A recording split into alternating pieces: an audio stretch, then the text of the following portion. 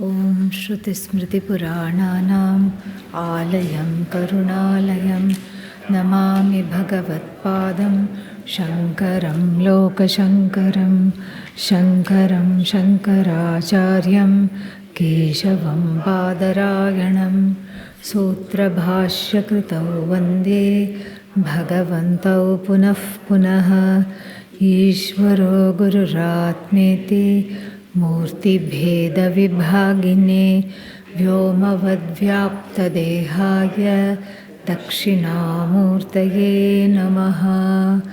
Om Sahana Vavatu Sahanau Bhunaktu Sahaviryam Karavavahai Tejasvinavadhitamastu ma vidvishavahai. Om Shanti Shanti Shanti. Apyayantu mamangani Vakpranaschakshushrotramatho balamindriyani cha sarvani Sarvam Brahma Upanishadam Maham Brahma Nirakuryam Mama Brahma Nirakarot Anirakaranamastvanirakaranam me astu Tadatmani nirateya upanishatsu dharma Stemayi santu Temayi santu. Om Shanti Shanti Shanti.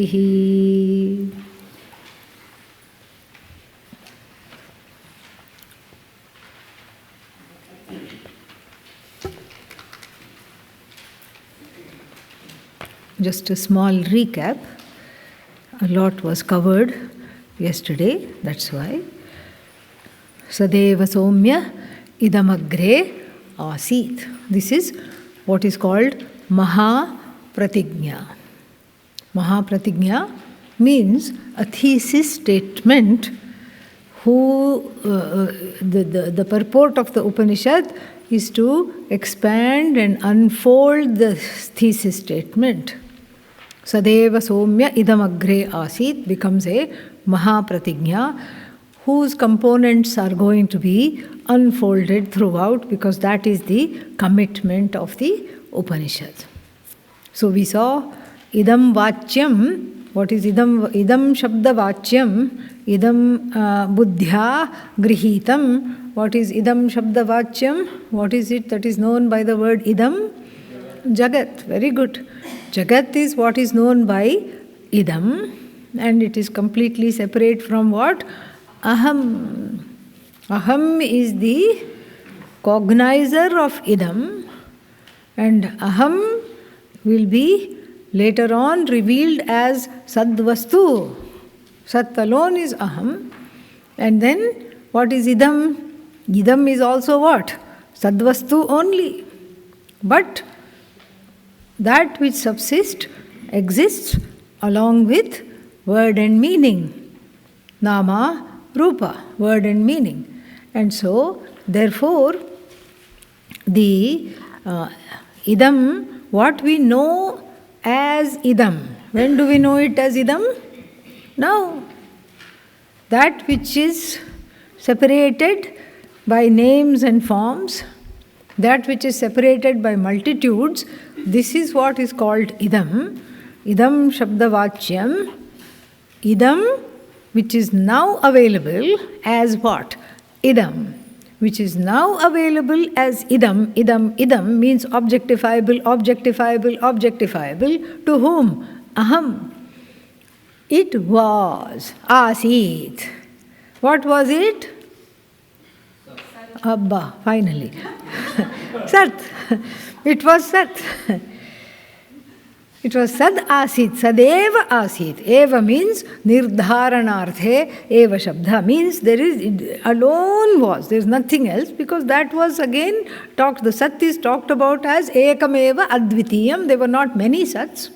It was just one Sat. Idam Asit. Now there could be a little doubt. What is that? Jagat, Sat, Asit, it was Sat. What about now? Sat died. Only Jagat is there. Sat died in maternity. Okay? Giving birth to the Jagat. Sat died. No. Idanim api, even now, what is this Jagat? Sat alone. But then why is it said Asit, past tense? This is very interesting. Why the past tense is used? The past tense is used to show that there is an as though change, because Nama, Rupa and Kriya were absent from this Sat, from that Sat. And then now, this Sat, which is again the same Jagat, Nama, Rupa, Kriya are what?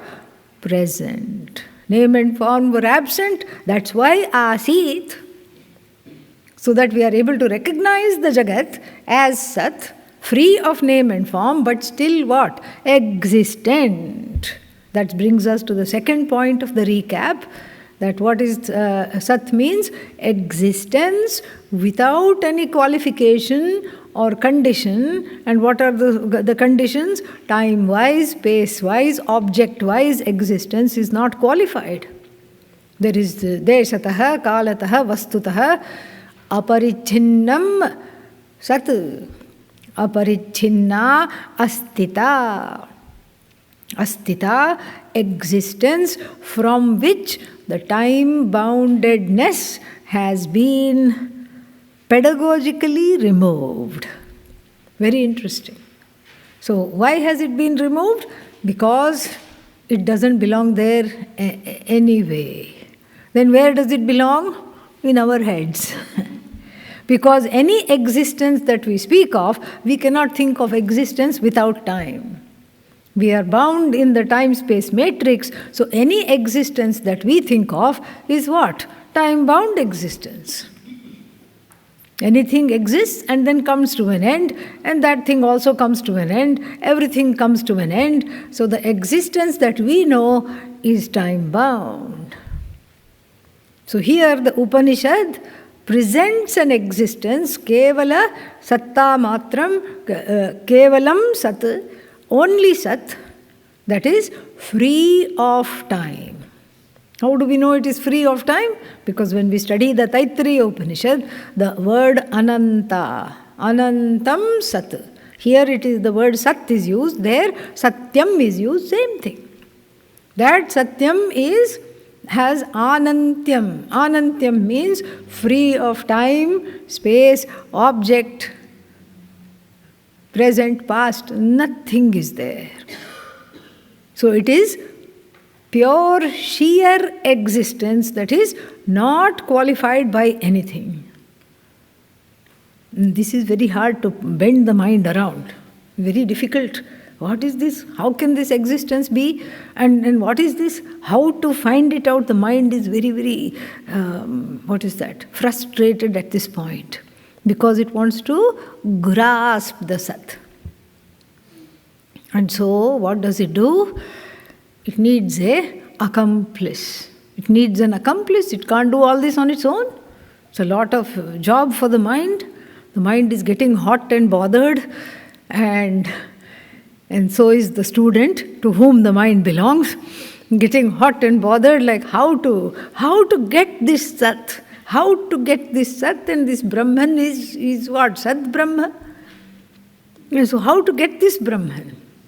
The mind ropes in an accomplice. What is that? Vak, speech. And then they make a declaration. We'll go catch hold of this Sadvastu and bring it for everybody to see. We will bring this Sadvastu. It's like a very interesting, joining together. An interesting collaboration. Like a blind man sitting on like a lame man sitting on the shoulders of a blind person. Blind person can walk, lame person directs. So that the blind fellow does not crash into a tree or fall into a ditch. That is the job of the lame person. And what is the job of the blind person? To just follow the orders and walk from one destination to another. So too the mind and the speech, both of them are in a mutual appreciation society kind of a thing. Speech says to the mind, how do you come up with these ideas? They are so great, they are so wonderful. And the mind says, but it is you, my dear Vak, that gives them form, that makes them all flowery, articulate. And so they set forth to pin the tail on the Sat. Yes. And what happens? Come back. Yato vacho nivartante apraapya manasa saha. So this is what happens when you try to categorize Sat and grasp at the Sat, because the person who happens to be grasping at Sat is who? Sat. Sat cannot grasp at Sat. Why? Because it is sheer astita. And what kind of astita it is? Self-evident existence. Cannot grasp, and then let's not forget the most important factor, need not grasp. Need not grasp. Why? Because it is self-evident. The nature of this self-evident I has to be understood. And if that is not understood, it's a very costly mistake, because this I being, having uninhibited self-awareness in the form of the human being, is quick to come to conclusions of what? Whatever I am not, I take myself to be that. And both the kinds of adhyasa are in play. Atmani, anatma adhyasa we saw in the last birth. And then Atmani, anatma adhyasa also we saw in a previous birth. But nonetheless, this is important, because this Sat is not something you grasp at, because it is already gained, it is already you. So it has to be understood. You are Sat, all right, but then this whole jagat of names and forms is what? Sat. Where is Mithya? Where is Mithya? What Mithya really? Because Mithya too, the truth of Mithya is what? Sat. Because the definition of Mithya is Adhishthana Ananyat. Adhishthana means Sat. That upon which the Mithya unfolds is called what? Sat. Adhishthana. That which is totally connected to the Adhishthana, to its truth, cannot be without the truth, is called Mithya. So there is really no Mithya, it is all what? Sadvastu alone. Sat, Sat, Sat. That's all it is. And therefore, this Sat alone was, this Jagat was in the form of Sat, and from this Sat, all bodies, all minds, all things have come. Shvetaketu is told. And Shvetaketu, is told that Asadev Asid, and how many Sats were there? Ekam. And Ekam is also subject to divisions. And so therefore, Advitiyam. Ekameva Advitiyam Sat. And so therefore what? Ekameva Advitiyam. And a small doubt is entertained, with which Adi Shankara goes to town for several pages. We will not be looking into all that. Those kinds of small arguments are not pertinent here. And if you ever find yourself doing a long-term course in Vedanta, you will be exposed to that. But for now, just his question itself is enough to look into. Eke ahuhu. A few people say, what do they say? A few ones say. What do they say? Asadeva idamagre asit. Before that, before all this came, what was there? Absence. Non-existence was there. Non-existence alone was there. And Adi Shankara makes short shrift of these few ones who keep saying this. Who are they? Naiyayikas, Vaisheshikas, and Bauddhas, meaning not just Bauddhas, Shunyavadins. And each one he dismisses completely after tearing them up into their argument up into shreds. And then Uddalaka also, because his son is very intelligent, it was mentioned before that he was extremely intelligent. Uddalaka engages him in this level of dialogue, seeing his son is what? Vidyabhajanam manvanaha. We saw that earlier. Seeing his son to be capable of this kind of an engagement, he floats the idea and then negates it, dismisses it immediately. So he first says what? Everybody says what? Everybody understands this, that how can something come out of nothing? So first he says that some people say, what is that? What do they say? Asataha sajjayata. So some people say this. He accepts. He says that these are our sparring partners. These are our purva pakshis. But then he follows this up with the assertion. What is that? Kutastu khalu somya. Somya.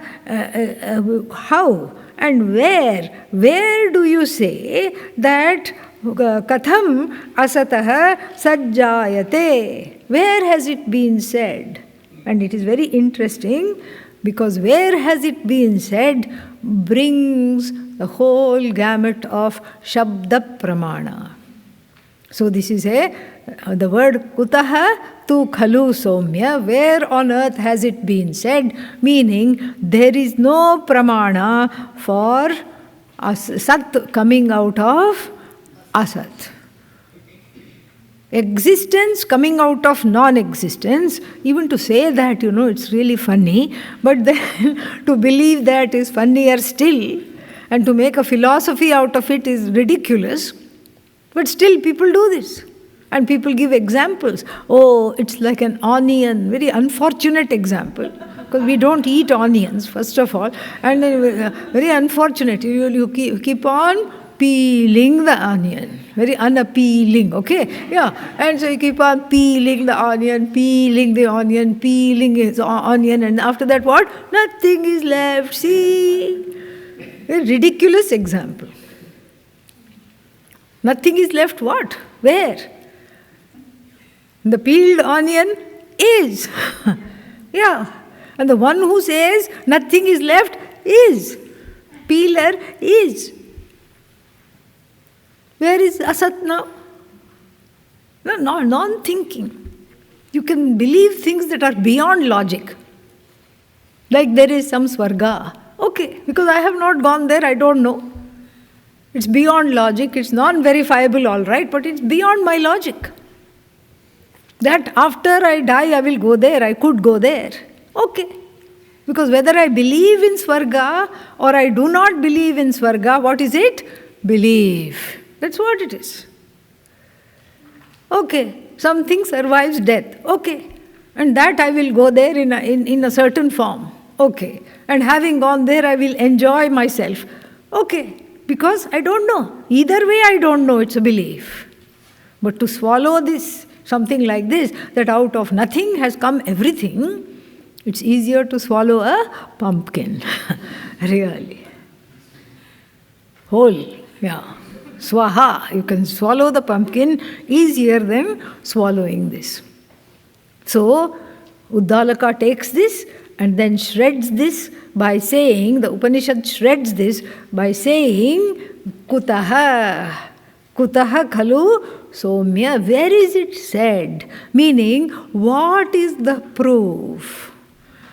Is there any pramana Can you show through anumana? Can you show through arthapatti? Can you show through upamana? Can you show through anupalabdhi that the truth of existence is what? Non-existence. Can you show that? Absolutely not. Laukika examples are not there. Vaidika examples are not there. And besides, there is no local pramana in terms of the pramanas that we handle.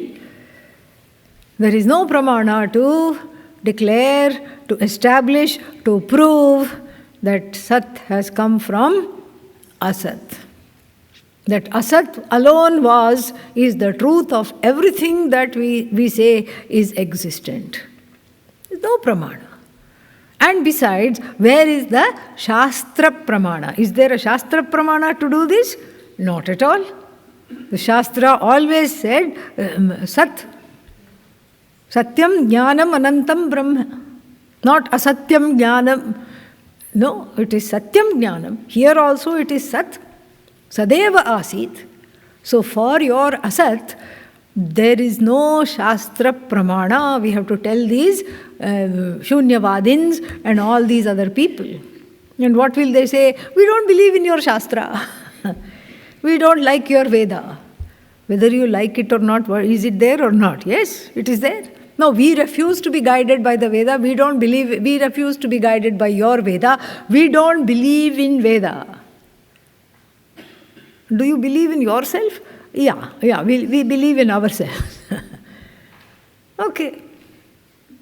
So then you can say, who is the one that is left out when the person says everything is Asat? Who is left out? Sat is left out. The one who says everything is Asat, everything has come from Asat, sustained by Asat, goes back to Asat is what? Happens to be Sat. But still they will not agree. They refuse to see this. And therefore, very briefly, it is talked about and dismissed by Uddalaka as not having pramana, the proof, not having the proof of the Shastra. Nowhere in the Shastra is it said, what is not said, that Sat is replaced by Asat. Nowhere is it done. And so therefore, the people who say this are what?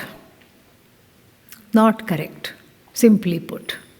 Then we have the next methodology. So it is connected to the cause-effect methodology. So Sataha Karanatvam Praptam. So now Sat is invested with causality. Why? Because it is the cause of everything.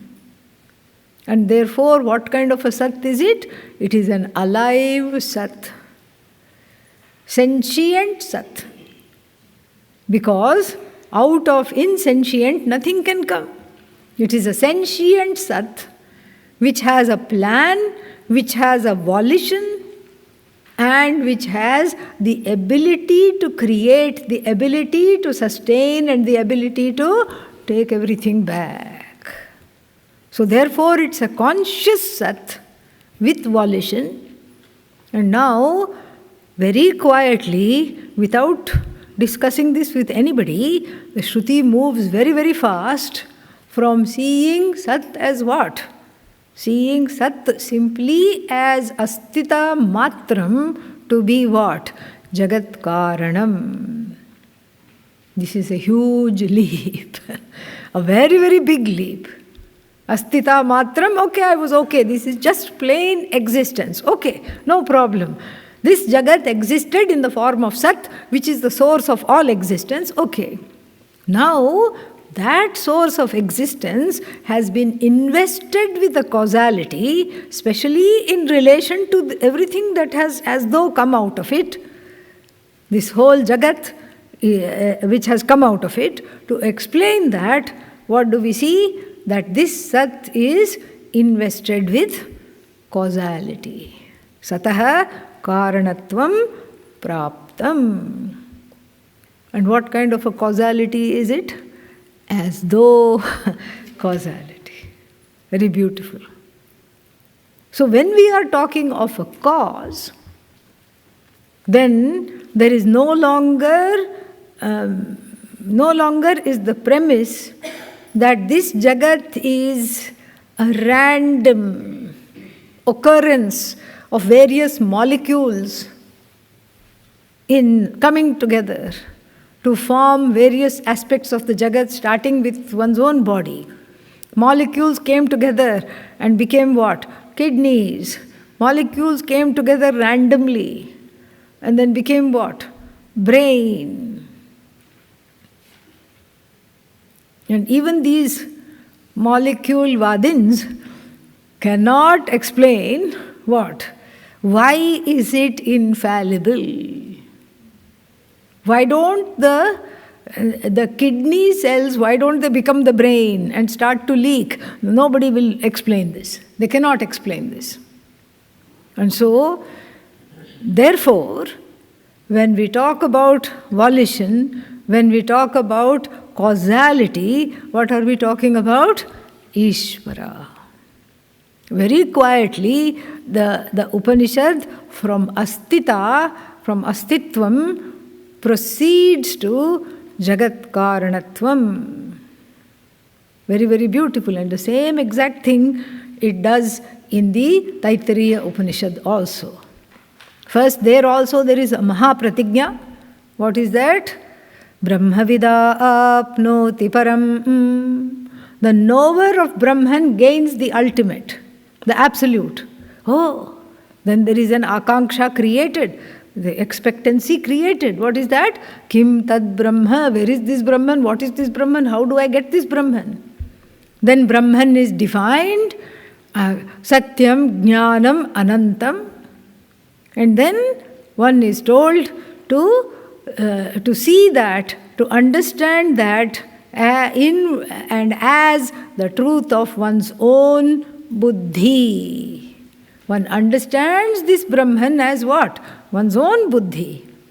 As the truth of one's own buddhi, one understands this Brahman and then therefore becomes free of all shoka, all bhaya, and free of longing. Sarvan kaman brahmana saha, in the form of Brahman, not along with Brahman, in the form of Brahman. Itham bhute tritiya, in the form of Brahman, samashnute, enjoys a life of non-longingness. There is no longing when there is a sense of belonging. And when there is only one and without a second, where is the sense of not belonging? Where is the sense of, when everything, the whole Jagat is nothing but an extension of me, where is this sense of not fitting in, not belonging? It's not there. And so therefore what? So therefore it is all just free of sorrow and the person is free. This was talked about. And soon after that, not content with this big bombshell right in the beginning, without any preamble, forget any stories, Uddalaka, Shvetu, and Nachi, Lord Yama, nobody is there, no Akhyayika, big bombshell, and after that what? Tasmadva, quietly, the Upanishad shifts gears. Tasmadva etasmat, what? Atmanaha. Akashas sambhutah, akashad vayuhu, vayoragnihi, agnerapah, adbhyah prithvi, prithivya, oshadhayah, oshadhibhyah, annam, annat, purushah. So then we get into this creation, so-called creation cosmology in Vedanta. I'll very quickly I will tell you, very soon you will hear why it is a so-called cosmology. So we get into this whole thing with the building blocks of the universe, the starting point which is what? The 5 elements. The coming out of the 5 elements is discussed, not from Brahman, because all this time what was being discussed? Brahman. Satyam Jnanam Anantam Brahma. Yah Veda. What Veda? Brahma Veda. Nihitam Guhayam. In the Buddhi Guha. The one who recognizes what? Brahman. So what happens to that person? Sarvan Kaman Brahmana Saha, in the form of Brahman, non-separate from Brahman, Samashnute, enjoys. And then suddenly what? Tasmad va etasmat, from this, tasmad vai, from that Brahman, which is in fact what? This aham. Atma means aham, I. From me, this whole 5 elements have come. From the 5 elements, the food has come, and from the food, the body-mind sense complex has come. You see how that same pivot, without any explanation and without as much as taking a breath. I told you yesterday, the Upanishad is a lady of few words. Here also the same thing happens. And if you start to break your head, if we start to break our heads, why is there this and what is this thing? Because we have to see that the Upanishad, first thing we have to see is that no matter how much the description is there of the so-called creation cosmology, the tatparya of the Upanishad, the commitment of the Upanishad is not to understand what came first, what came second, what came third, fourth, fifth, etc. That is why, even though the creation cosmology accounts are very alluring, because that is where the most of the people's commitment is. Gaudapadacharya, the grand guru of Adi Shankara, scolds such people. Says they have no other business. They are all what? Srishti Chintakaha. They are Srishti Chintakaha. Their commitment is into Srishti. They become great theologians, academics, academia. That's what happens. And they become great academics, and then they are all thinking, oh, in the Taittiriya Upanishad, there are 5 elements discussed. In the Chandogya Upanishad, only 3 elements are discussed. Oh, contradiction alert. And then what? They can at least milk out 4 or 5 PhDs from this. At least, maybe even more. What is the contradiction? Why is there this contradiction? They'll just some kapola kalpita, some kind of a skull thinking. Yeah, this is called skull thinking. What should think? What is inside the skull should think, okay? Yeah, but if the skull itself starts to think, Om Namaha, that's all we have to say.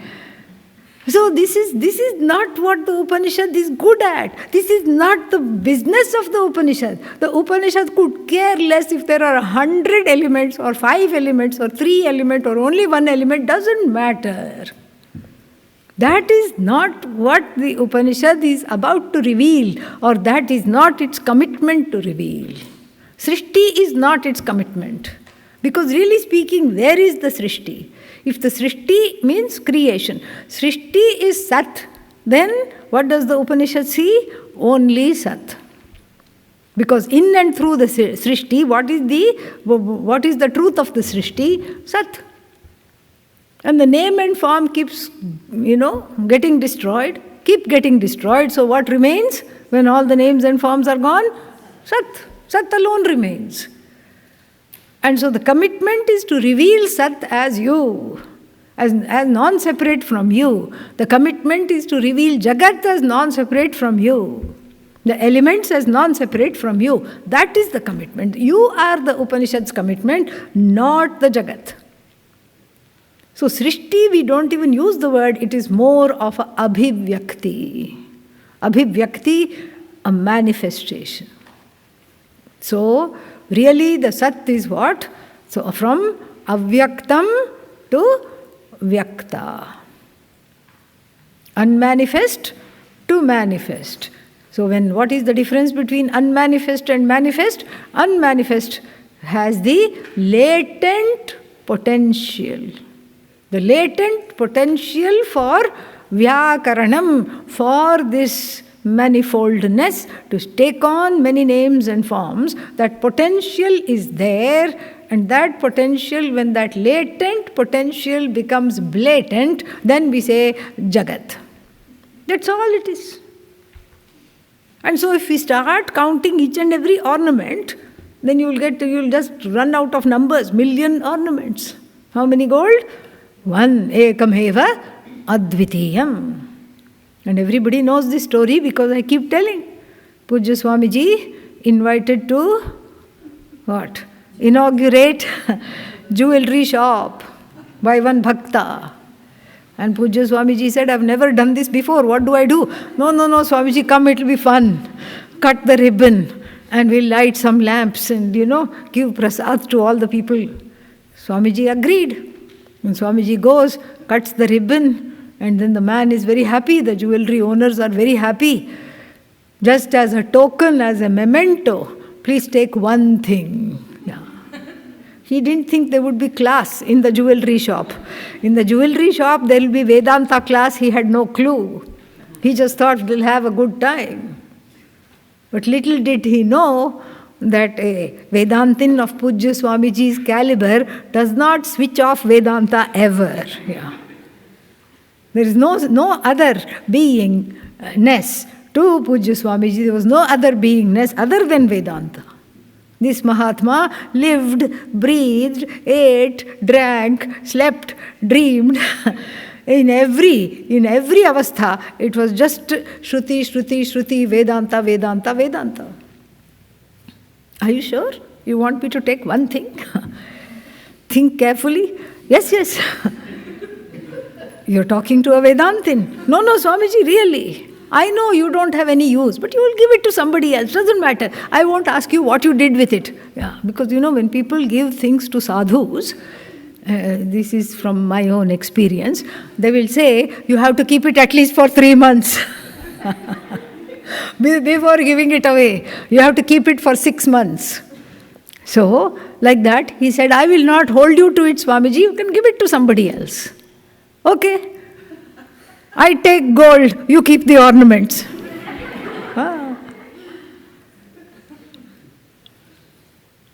Where, see, the shop wala, the person who owns the shop, where was his commitment? To gold or ornaments? Ornaments. What was he selling? Ornaments. Where was Pujya Swamiji's commitment? Gold. And so, this illustrates the Upanishad's commitment also. The Upanishad's commitment is to that which has the latent power of being a cause, but the causality being an as though superimposition upon that which is free of being cause, free of being effect, that one thing, the only thing which is worth being called thing, vastu, that is where the Upanishadic commitment is.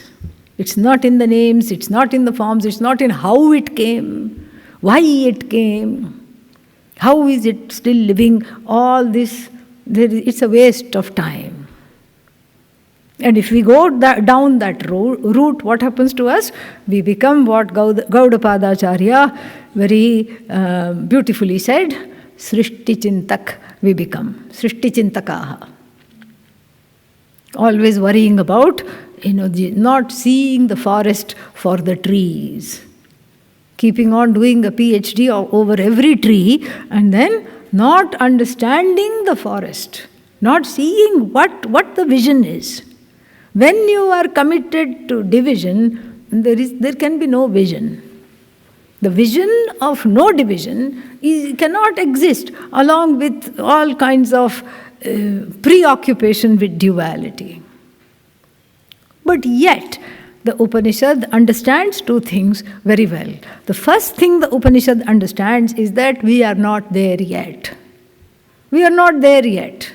Committed as we are to the Srishti, living in the Srishti, believing in the Srishti as real, we are not there yet. The Upanishad understands that and makes a few adjustments to see the truth from our standpoint, to see the empirical reality. Truth here doesn't mean Satchidananda. Truth here means the empirical, everyday reality from our standpoint. First thing she does is this, and the second thing she does is spirits us away as fast as possible from committing to this reality by showing us a higher vantage point from which we can appreciate the empirical reality, we can live in the empirical reality, we can enjoy the empirical reality, but not be affected by it. That is the commitment of the Shruti. So this cause-effect prakriya takes on this particular persona now, and then we have to see that the commitment is not in the 5 elements or in the creation at all. So now the question comes, how did this Sat, which is what we saw in Adi Shankara's, it bears looking at, it bears to, just revise this. We saw in Adi Shankara's Bhashya, what was that? This was said earlier. Let me just go back to that.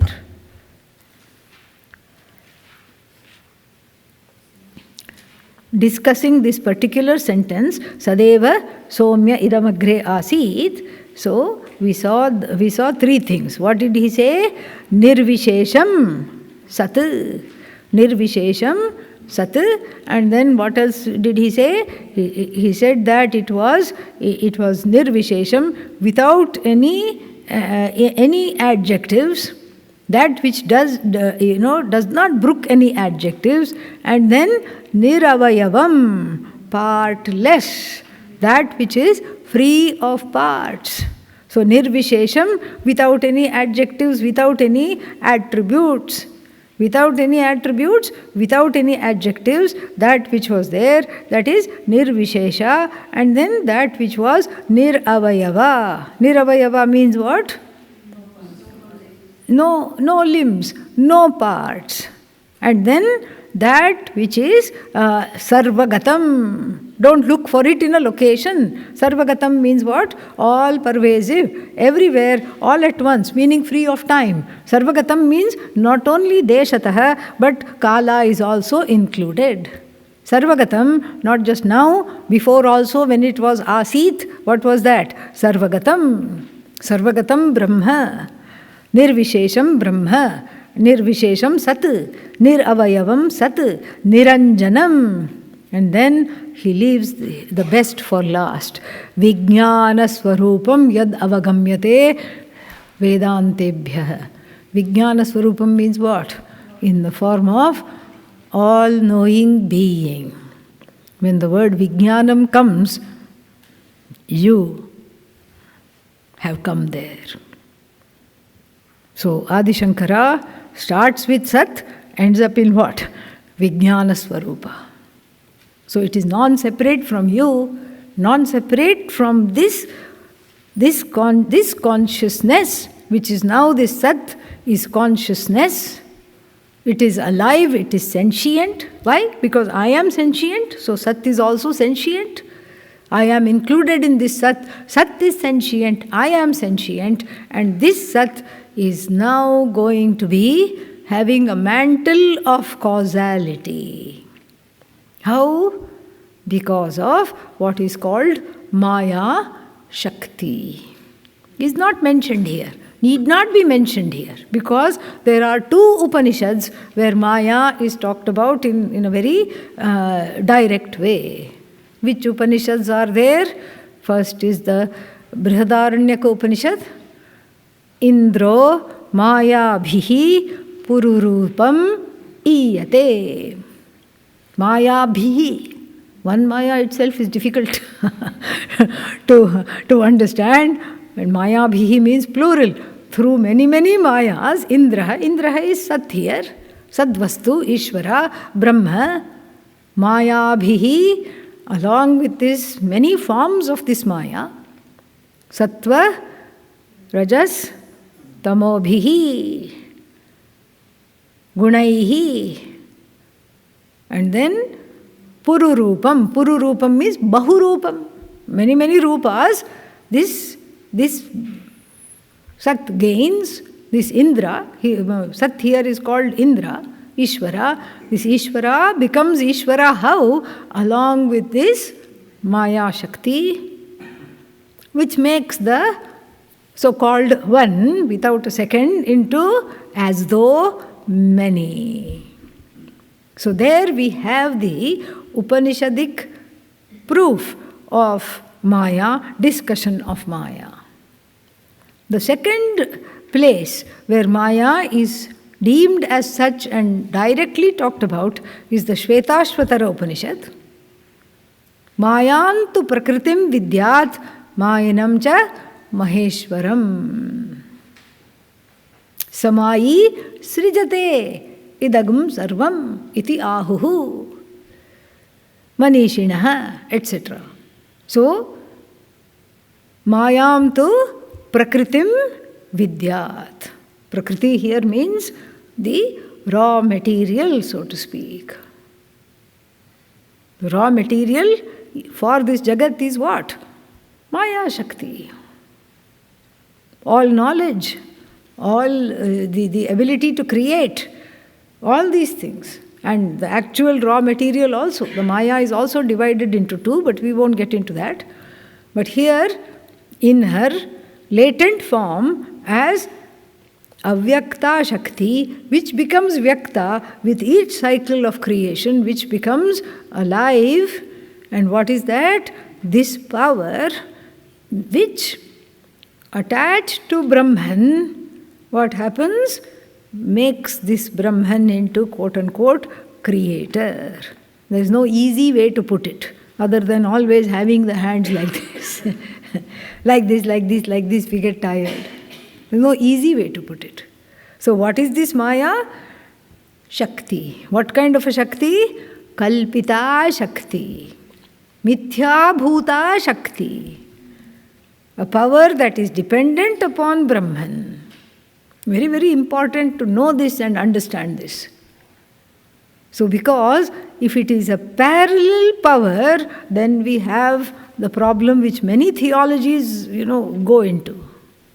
Where evil, or evil with a D in front of it, what is that? Devil, becomes a parallel reality to God.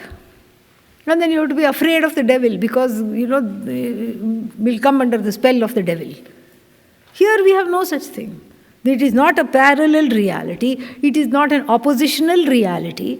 It is not a competitive reality. It is not even an alternative reality. There is only one reality, and what is that? Sadvastu, Brahma. And so where is this Maya? An as-though power. An as-though power which makes the Nirvishesha, the attribute-less, action-less, all-knowing Sat invests it with an as-though agency. So therefore it's not a separate reality. No, but how can this Maya come out of Brahman? It didn't come out of Brahman. I'm telling you, it's as though. So nothing comes out. This is very difficult to understand. And then in some people's understanding, they will say Ishvara, male, Maya, female. Maya has to be kept under control. So man has to control woman. It's just crazy, absolutely crazy. Ishvara is not male. The word Ishvara is masculine, yes. The word Maya is feminine, yes. But Maya means all knowledge. Ma means knowledge. Ya ma, sa Maya. She's all knowledge. And the Upanishad herself, in a different context, gives the example of the baby quickening, meaning kicking in the womb. There is the sensation that the mother-to-be has that there is something that is there wanting to come out, wanting to be alive. So Maya Shakti is like that. That which quickens this manifestation which is likened to one's own dream. In one's own dream also there is Maya Shakti operating, but albeit in an inhibited way. This Maya Shakti is operating. And so we can't choose what we dream, but still we have a dream Jagat, we have dream people. Where did they all come from? Your own memory, your own desire. You cannot dream what you do not know. I can dream what I don't know. What was your dream? I dreamt of a man with a tail of a monkey. Well, that's easy. Do you know man or not? Yes. Do you know monkey or not? Yes. Do you know sometimes people behaving like monkeys? Yes. Okay, keep quiet. So, you can never dream what you don't know. Your own knowledge, your own memory, and your own desire projects this local dream world. And then what happens here on the macro level? Same thing. Where is the memory here? From the previous cycle of creation. Why reinvent the wheel? It was already there. It was already infallible. And where is the desire? The desire, as it's going to be said here, Bahusyam. May I become, as it were, many. Oh, I thought I had to curb some of my desires. Now Ishvara is also having desires. Adi Shankara explains that the desires of the human being have a bite. Ishvara's desire is what? An as-though desire. It is totally asanga. Human desires have subjectivity. They have an agenda. They have an investment in the outcome of that desire. Ishvara's desire is not like that at all. And in fact, the word desiring itself is just like an as-though. Can't be taken seriously. But the Upanishad has to begin somewhere in order to make us understand. So we can say, okay, I have desire, Brahman also desired. We can say that. Just to be on some way where we don't lose the script. We don't get lost in this narrative, so we keep it going. And another explanation that we find is that the desire is not on part of Ishvara, the desire is on part of jivas wanting to separate. It's almost like all the jivas which were latent, one with Ishvara, like even the person asleep. Adi Shankara gives this example. Like a sleeping person, what happened to the sleeping person was one with Ishvara and then slowly got up from sleep. From Sushupti, Utthitasya. The person who got up from sleep, what happened now? Desires now to go forth and do this, do that. In fact, it is desire that wakes one up. It's the prarabdha. What is the prarabdha? The prarabdha which wakes one up. And what is that prarabdha? I have to do things. I have things to do, places to go, people to see. That desire wakes one up. So similarly, that which is one with Ishvara, the whole Jagat that is one with Ishvara, also as it were, wakes up into various names and forms. And Adi Shankara helps us out in another way. That example we have already seen. What is that? You pass the neighbor's house, you see a clay hillock. And then you come back, what do you see? Namarupa. So many Namarupas you see. You see cauldrons made of clay. You see pots, innumerable pots. You see small earthen lamps. You see Ganesha figurine, Krishna figurine. You see jugs. You see lids. All these things you see. You see an entire clay world. In the same manner, this is the magic. The magic of Sat. Which is what? Which is now invested with causality. What kind of causality? As though causality. And as though causality, and because it is ekam and advitiyam, it has no place to go and borrow the raw materials. The raw materials are also what? As though. As though.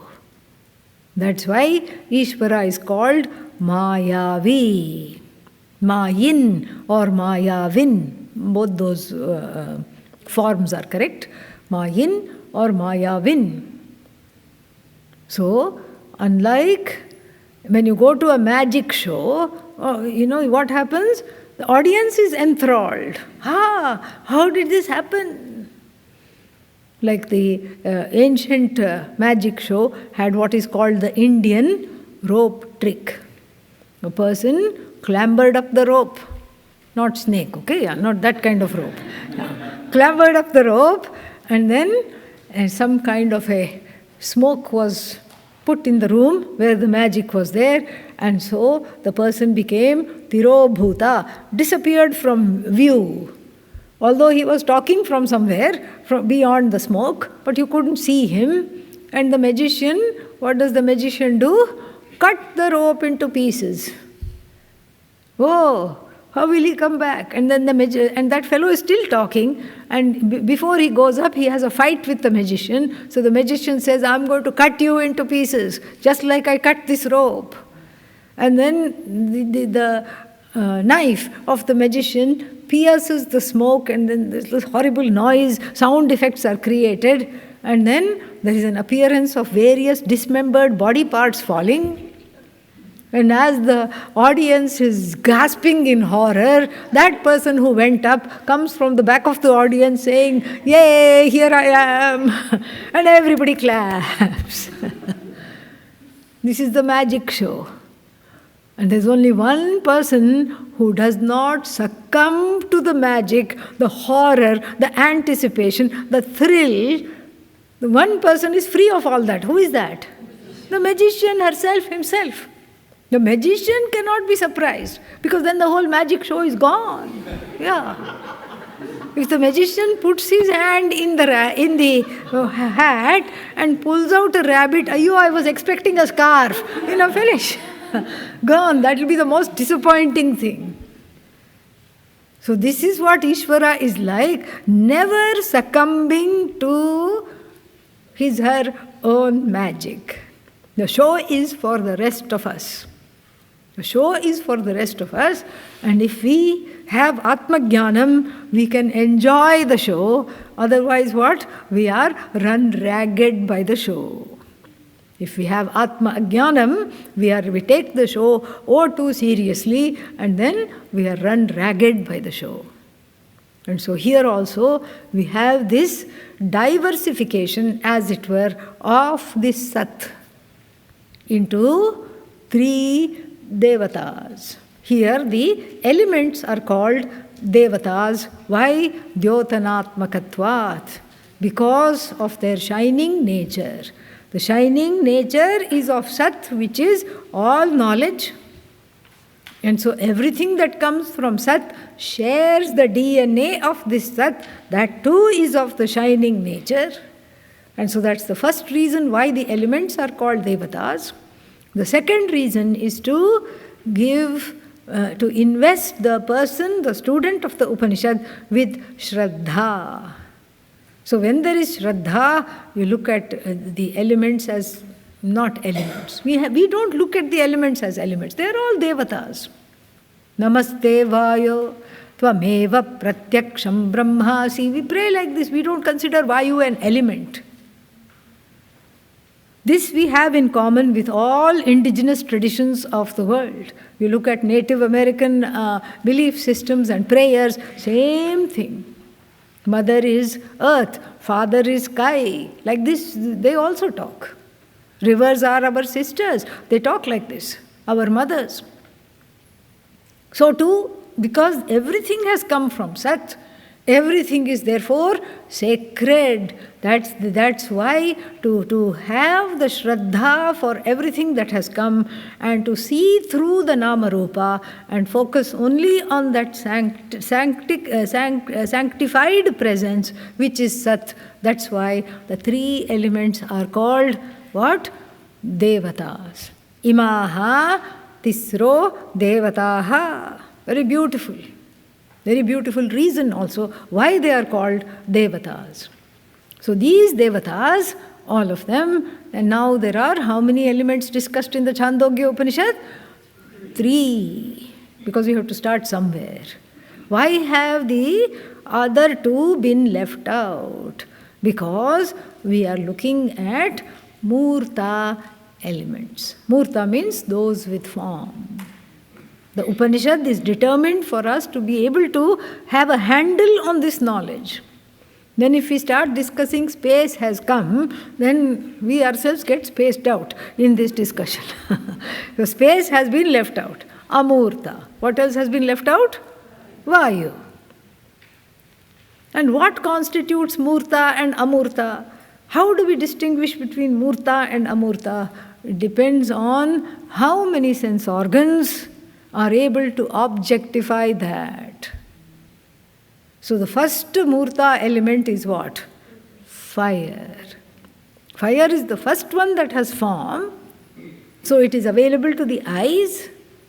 And what else is it available for objectification? Definitely for the sense of touch. You don't want to do that, but we can touch fire. Then what else? Sound. Sound. Crackling sound. So it's available. So because the first element, which is what? Space, is only available to be objectified by sound. Ati sukshmatvat. Only one particular sense organs can objectify space, whereas Vayu, sound and touch.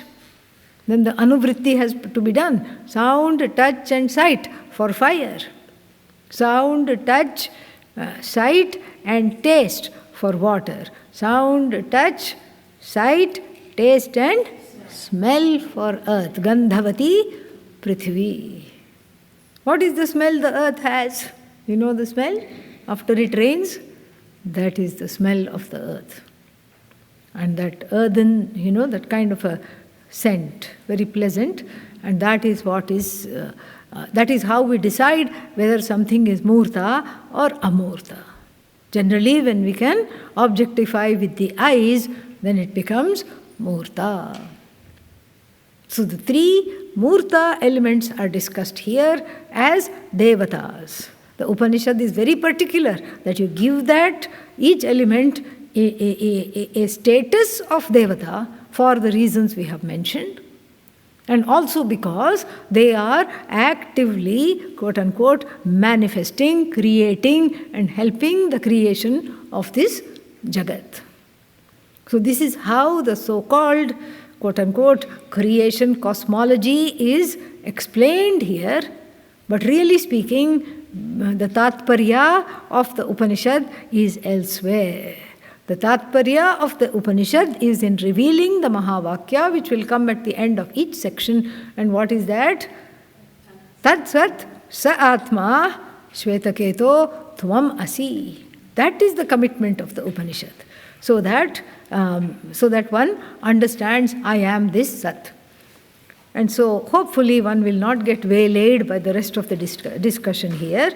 So with that, with these caveats, let us go further.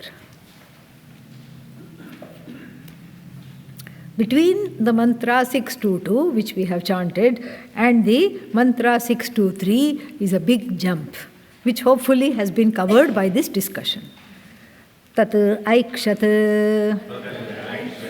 bahusyam prajayeya iti tat tejah asrijat tat tejah aikshat bahusyam prajayeti tad apah asrijat tasmad yatra kvacha shochati svedate va purushah tejasah eva tat Adhyapo jayante. Yeah. Lot to uncover here. So, tat aikshat. Aikshat means what? Saw. It saw. What saw? What saw? What is the tat? Sat. Yeah. Prakritam sat. This sat saw. How did it see? Because of Maya Shakti. How did this niravayavam sat, this sat without avayava, saw? Saw means examined, understood. Saw and saw back to the previous, referred to the previous cycle of creation. And then tat asrijat. Directly what did it create? Tat tejaha. Tejaha means what? Fire. Tat tejaha asrijat. Created fire. Don't ask what happened to space and Vayu. We have already talked about why that is not under discussion. So, we go to the first Murta element, and the Upanishad, as we said, progresses very, very quickly. We go to the first Murta element, and what is that? Tejaha. Tat tejaha asrijat. Numerous arguments are here. Numerous Purva Pakshas are presented, dismissed, and then more and more Purva Pakshas are entertained.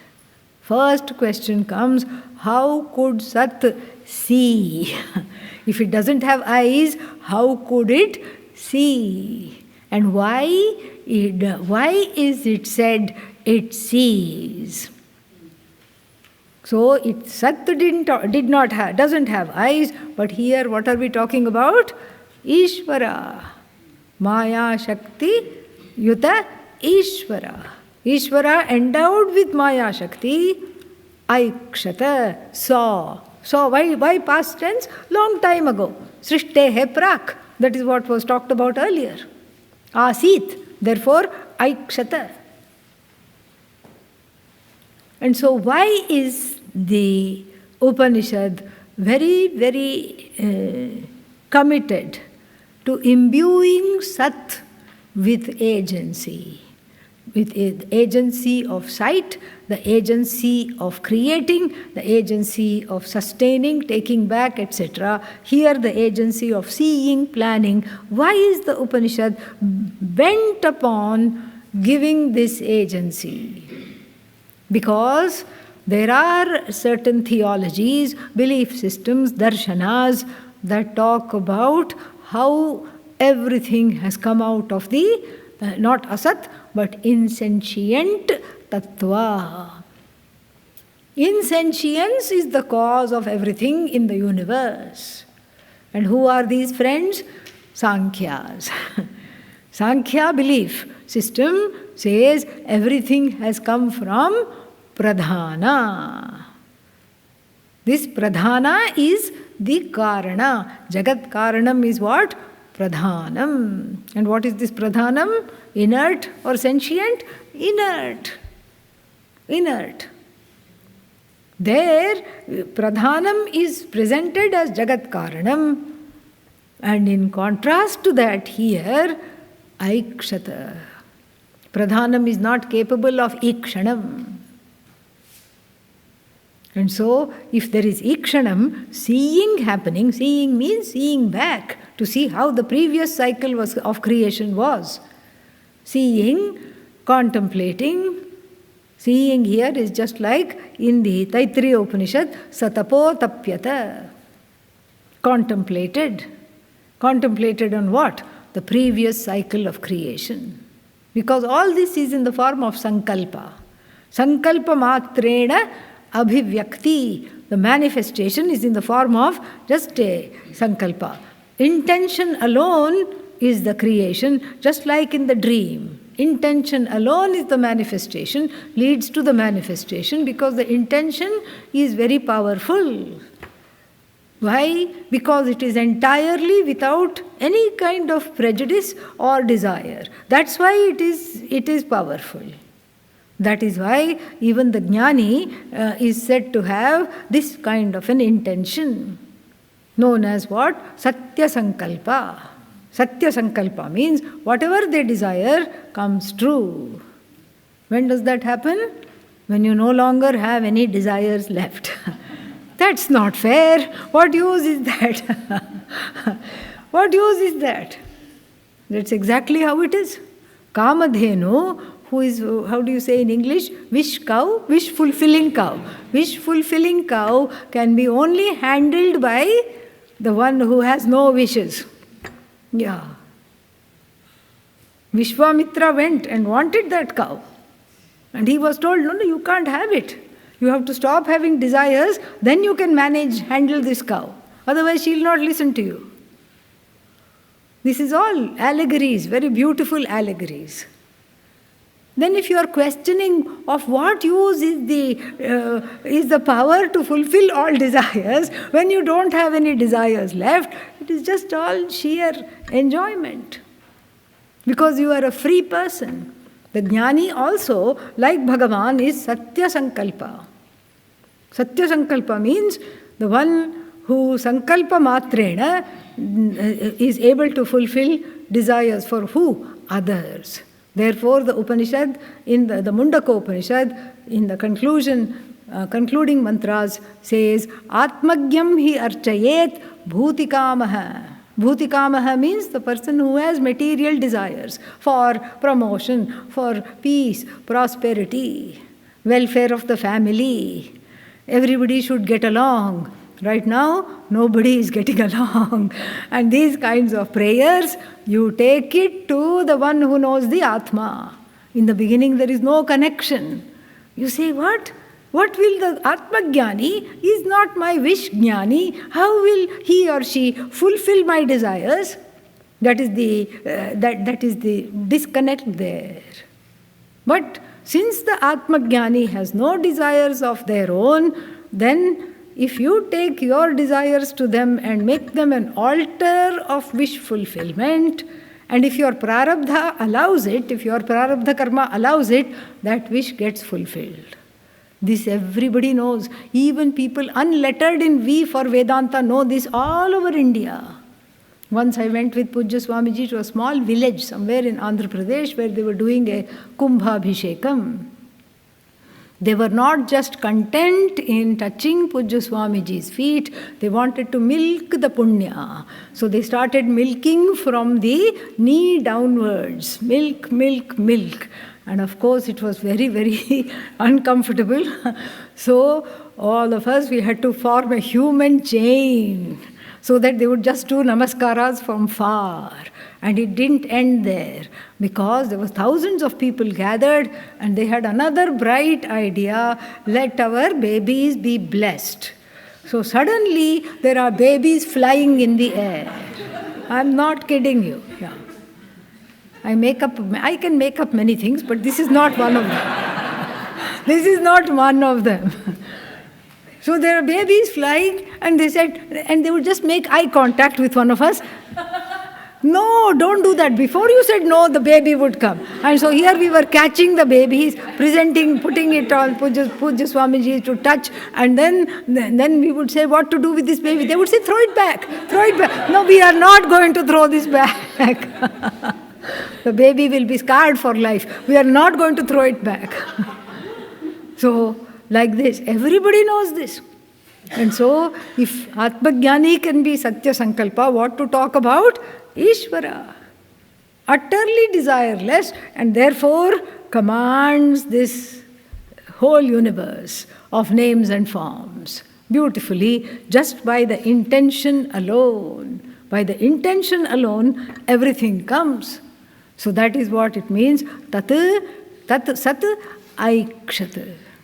Tat is always for Brahman and Sat. Even though it is in the neuter form, we have to say along with Maya Shakti. Aikshat. Because there is volition, there is the desire, there is the agency. And all of them are what? And as though volition, as though desire, as though agency imbued upon quote unquote, superimposed upon that Sat which is utterly free of all causality. And then what happens? Then what did it do? Tad aikshata, it saw and it thought. What did it think? Bahu syam. I think I need to expand. And in the Brihadaranyaka Upanishad, the same so-called cosmology of the Jagat is given as Brahman felt sad. Brahman said, I'm alone. Look everywhere. There's no everywhere. First of all, there is no space, there is no time, nothing. So it's really funny. And so Brahman felt alone and lonely and decided to create the Jagat, so to speak. This is just to explain for us, because we are not terribly bright. That's why the Upanishad has to go through all these mechanisms to make us understand that really speaking there is no Jagat, but then this as though Jagat has to be explained. And so the human emotions of loneliness and wanting to be many and wanting companionship, becoming many, all these things are as though, the Sat is anthropomorphized. Because then we can relate. We do that to Bhagavan also. People come in and say, Dakshinamurti is looking a little mad today. Yeah. Dakshinamurti is not looking happy today. And then as soon as they say that, one flower falls. Okay. Everything is all right. So therefore, this is to explain to us. Because we are not with the program. So the Shruti has to come to our level and then do this conscious displacement. The displacement of the human emotions onto Ishvara. Bahusyam, may I become many. Prajayeya, let me populate. Let me just expand. I like myself a lot, let me clone myself. Many times. And then, saying that, what did this Sat do? Tejaha asrijat. Had a baby called fire. Fire was created, the first Murta element was created, and then the fire is also what? Same Sat, that Sat alone is fire, and then all the powers of Sat, Maya, Shakti, etc. is with fire, because fire is a Devata. Fire is presented as a Devata here, and that Devata also has the same powers of Ishvara here, and the fire also, what did the fire do? Fire also aikshata. Fire also thought. Not bad. Let me be as though many. Let me be this and that. And then what happened? What did fire do? Apaha. Apaha always in plural. Waters. It created the waters. What do you mean it created the waters? Created the waters. And the connection between the fire element and the water element is very beautifully talked about. And that is the beauty of this Upanishad, because we see this everywhere, even the word hunger and thirst. Ashanaya, hunger. And here, the vyutpatti of the word is explained very, very beautifully. Ashanaya means what? Ashitam nayati iti. So ashanaya means what? The desire to eat is called ashanaya. Hunger is called ashanaya. And what is this ashanaya? When does this ashanaya happens? When the water that you drink takes away the food for digestion. You see how beautifully between the water and the food is the stand-in for the upalakshana, the stand-in for the earth element. And so, ashanaya, and then this is what it is. Ashitam nayati. So Ashanaya, which is hunger, is actually the name for water. That which takes away the food, leads the food to be digested, is the cause of the food to be digested. Because if you just eat and don't drink water, what will happen? You will be very thirsty. And so the desire to eat is because the food that was taken before, the food that you had before is already what? Digested. And why is it digested? Because of apaha, the waters. So like this, each time it brings it home to one's own body, mind, sense complex so that one can understand it. This is the first of such instances, because the 5 elements, 3 elements, whatever out there, and now they have been invested with Devata status. Devata status, they are going further and further away from me. There can be a disconnection, a dissociation. If not either of these, at least a distraction. Because we are like children. If the topic is not about me, I check out. Yes. If constantly, I should be the center of attention. It should all be about me, me, me, me, me. Knowing this, therefore, the analysis in the Vedic hermeneutics, analysis of the words of the Veda is called, therefore, Mimamsa, all about me. So here, now we are not talking of me, one can think. We are talking of what? Oh, something that has come, and this is a Devata. When you say Devata, it's again further, because I am joining my hands in front of this Devata, this sacred thing. It's nothing to do with me. Some fire element somewhere.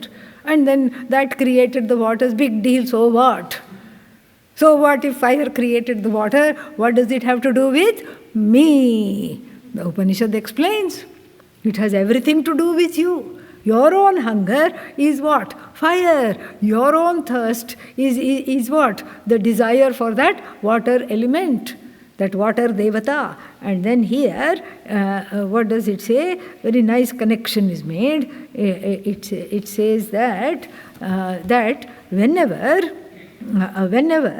a person has santapa. Santapa means affliction, sorrow. Shochati. Shochati means grivati, grieves. Okay? So, whenever a person grieves, behind the grief is an anguish always. And the anguish, according to this Upanishad, is associated with fire. There is a fiery anguish that creates what? Water in the form of tears. So, yatra, whenever or wherever, however the person gets into this place of what? Anguish, the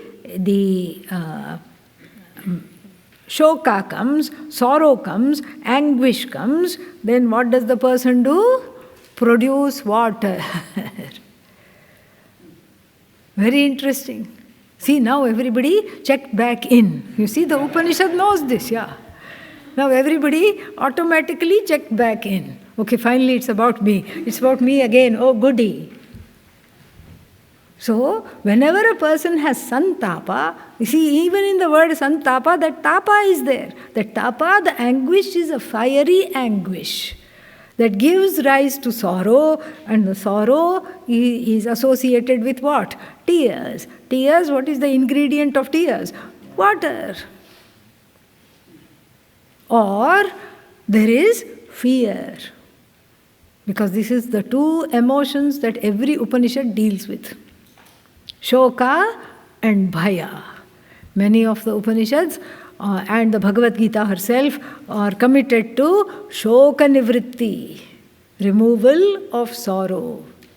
Like the Upanishad, after the chapter after this, the Narada Sanat Kumara chapter, Shokam Tarati Atmavit. And the Bhagavad Gita also committed to sorrow removal. So they look at the whole human problem from the standpoint of highlighting one very troublesome emotion, which is what? Unacceptable, which is sorrow. Ashocyan anvashochastvam. And then that is in the 11th verse of the 2nd chapter, it starts, you are grieving over that which does not deserve grief, Arjuna, yet you talk like a pandit until what? Mokshayishyami ma ashuchaha. Till then the whole teaching is in between these two, the pratigna and the conclusion. Shoka nivritti. In some other Upanishads, like some portions of the Brihadaranyaka Upanishad and the Taittiriya Upanishad, it is bhaya nivritti. Because bhaya is again a primal emotion which we want to have nothing to do with. We want to be as far away from bhaya as possible. So, bhaya and shoka together are upalakshana for samsara. Abhayam pratishtham vindate ataso bhayangato bhavati udaram antaram kurute. Like this, so there is the bhaya. Focus on bhaya and how to overcome bhaya by knowing that one is non-separate from everything in the universe. That is the commitment of certain portions of the Upanishad. In the Brihadaranyaka Upanishad also we say, Dvaitadhi bhayam bhavati. When there is a vision of division, then there is definitely fear of another than you, someone other than you.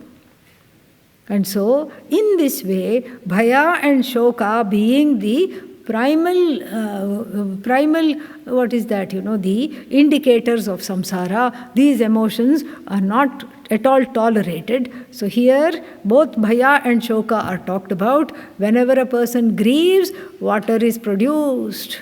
And whenever a person is, what? Hot and bothered by fear. A person in fear again is associated with a certain kind of heat. Inner heat. One gets all hot and bothered when one is afraid. What happens? Again water is produced. How? Perspires. Fear and perspiration go together, and sorrow and tears go together.